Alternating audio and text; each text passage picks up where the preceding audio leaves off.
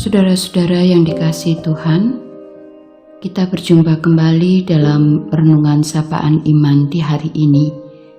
Saya ingin mengajak saudara-saudara mengambil waktu sejenak untuk mendengarkan serta merenungkan kebenaran firman Tuhan. Tetapi sebelumnya, mari kita mempersiapkan hati kita di dalam doa. Bapa kami yang di surga, kami arahkan hati kami saat ini untuk mendengarkan firman-Mu. Ketika Engkau memanggil kami untuk menerima kasih-Mu yang mewujud dalam pengajaran Tuhan yang hendak kami terima saat ini, kiranya Engkau berkenan mencurahkan Roh-Mu yang kudus untuk menolong setiap kami memahami dan menghidupi firman Tuhan ini di dalam kehidupan kami hari lepas hari. Di dalam Tuhan Yesus Kristus kami berdoa. Amin. Saudara-saudara yang dikasihi oleh Tuhan, firman Tuhan pagi ini kita terima dari surat Rasul Paulus kepada jemaat di Kolose pasal yang ketiga ayat 23 sampai 24. Kolose pasal yang ketiga ayat 23 dan 24 yang demikian.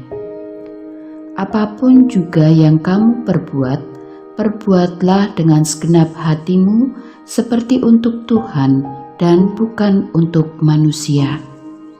Kamu tahu bahwa dari Tuhanlah kamu akan menerima bagian yang ditentukan bagimu sebagai upah.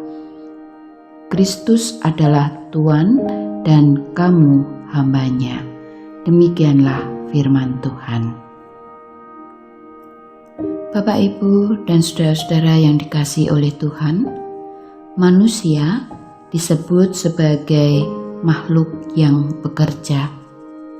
Artinya, bagi manusia, bekerja bukanlah hanya sekedar urusan perut, tetapi kerja adalah hakikat manusia.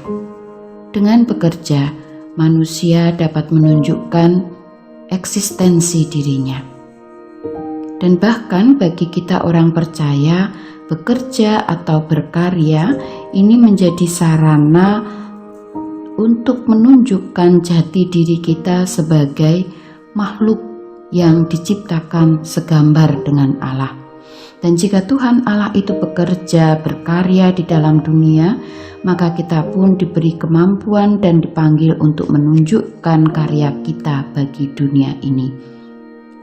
Bagi orang percaya, kerja juga menunjukkan jati diri kita sebagai orang-orang yang senantiasa dipanggil untuk bersyukur atas karunia yang Tuhan limpahkan di dalam kehidupan kita.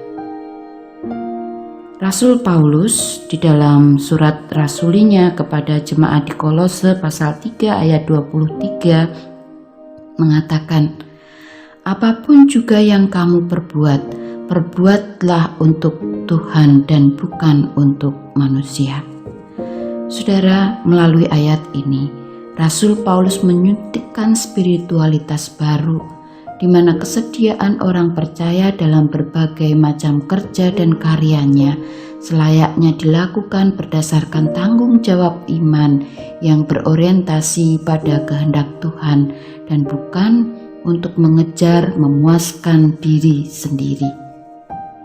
Saudara, nats kita ini juga menasihatkan supaya kita melakukan segala sesuatu dengan sepenuh hati, tidak dengan bersungut-sungut atau grundel, karena buah atau hasil dari pekerjaan yang kita lakukan dengan sepenuh hati tentu akan sangat berbeda dengan hasil dari kerja yang kita lakukan dengan bersungut-sungut.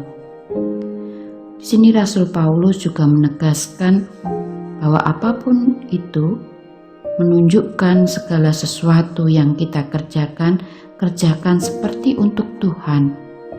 Hal itu mengingatkan kepada kita bahwa segala yang kita lakukan itu dipersiapkan sebagai persembahan kepada Tuhan. Memang bukan hal mudah, saudara, menjadikan setiap kerja dan karya kita sebagai persembahan kepada Tuhan.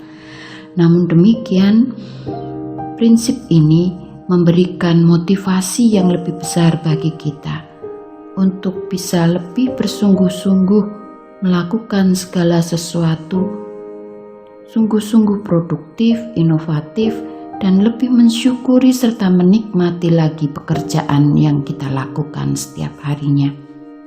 Sebab selalu ada kesadaran di dalam hati kita bahwa apapun yang kita lakukan adalah persembahan bagi Tuhan. Jika kita bekerja untuk manusia, maka kita hanya akan menerima upah dari manusia.